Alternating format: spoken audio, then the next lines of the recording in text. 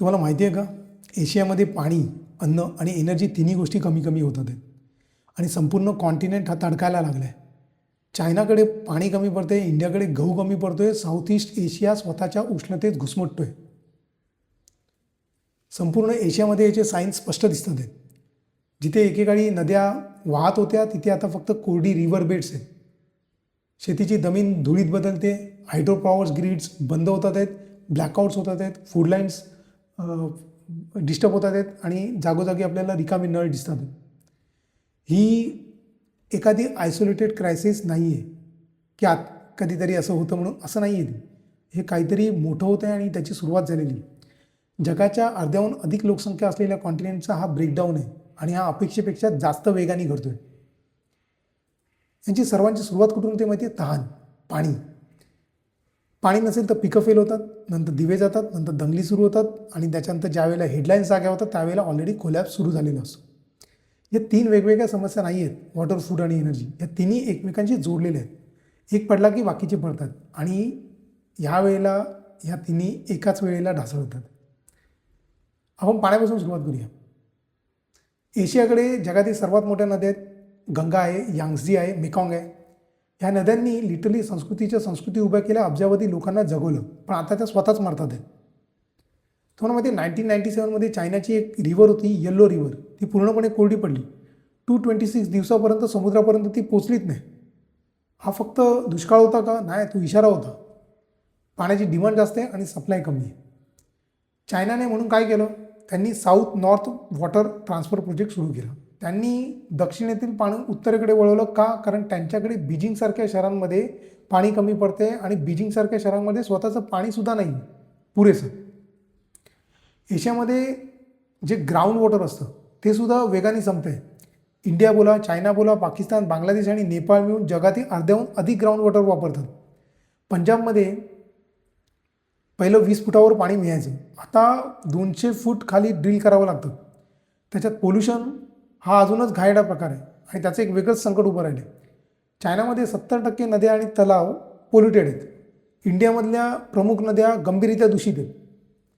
दिल्ली रोज 800 million litres untreated sewage यमुनामध्ये सोडतो. त्याच वेळेला हिमालयामध्ये, म्हणजे ज्याला आपण थर्ड पोल म्हणतो, तिकडचे ग्लेशियर्स वितळतात आहेत.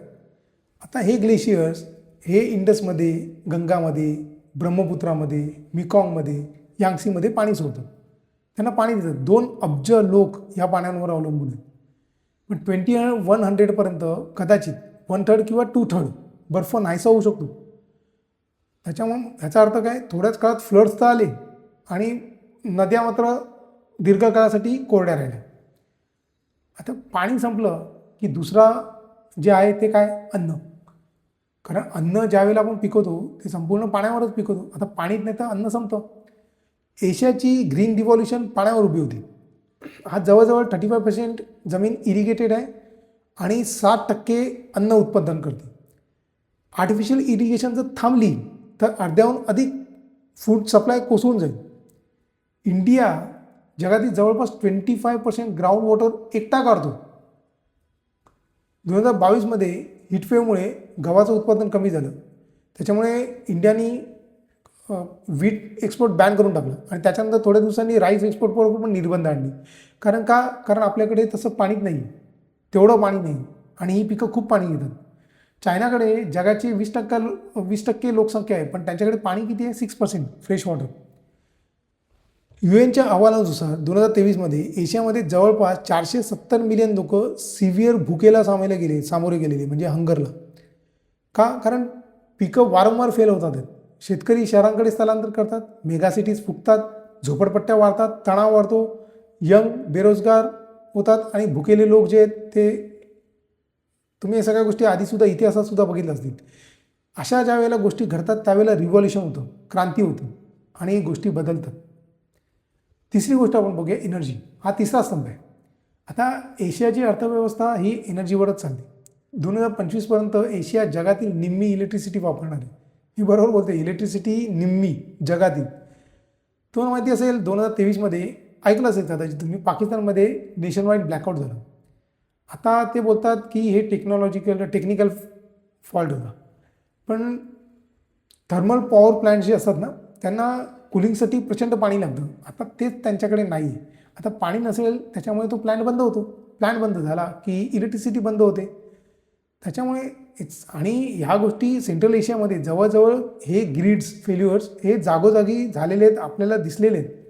कारण एनर्जी आणि वॉटर हे अविभाज्य घटक आहेत. तुम्ही एकमेकांपासून ते वेगळे करू शकत नाही. जर वॉटर नसेल तर डेफिनेटली एनर्जी ही संपतेच संपते. म्हणजे एनर्जी चालूच शकत नाही. कारण एनर्जीसाठी वॉटरच पाहिजे. हायड्रोपॉवर ड्रॉटवर अवलंबून नदी कमी तर वीज कमी आणि हीटवेव्ह जास्त तर डिमांड जास्त आणि हीट जास्त तर ग्रीडची क्षमता कमी. म्हणजे आता तुम्ही कल्पना करा की दुष्काळ, ह्या कोरड्या नद्या, ही वाळलेली पिकं, पॉवर प्लॅन्ट्स बंद, पाणी पंप करता येत नाही, हॉस्पिटल जनरेटरवर चालतात आहेत, सप्लाय चेन कोसळलेले आहेत, शहरात केओस माजला आहे. हे सगळं आपण मूवीजमध्ये बघतो. तसं हे सायन्स फिक्शन नाही आहे. हे थोड्याफार प्रमाणामध्ये घडायला सुरुवात झाली आणि त्याच्यात आपलं जिओ पॉलिटिक्स हे खूप घाण आहे. हा लिटरली बारूदाचा ढिगार आहे. ज्यावेळेला रिव्हर्स वाहतात त्यावेळेला त्या बॉर्डर्स तर मानत नाहीत. आज इंडस वाहतो आणि पाकिस्तानमध्ये जातो. गंगा इंडियामधून बांगलादेशमध्ये वाहते. मिकॉंग चायनामधून साऊथ ईस्टमध्ये वाहते. स्केअरसिटी वाढली तर मग ज्या ट्रिटीज एकमेकांनी एकमेकांच्या देशांबरोबर केलेल्या आहेत पाण्यासाठी तर त्या कमकुवत होणारच ना. भांडणं होणार, युद्ध होणार, लढाया होणार. इंडियन पाकिस्तान न्यूक्लिअर पॉवर आहेत जर आणि इंडस वॉटर ट्रिटीवर ताण आहे.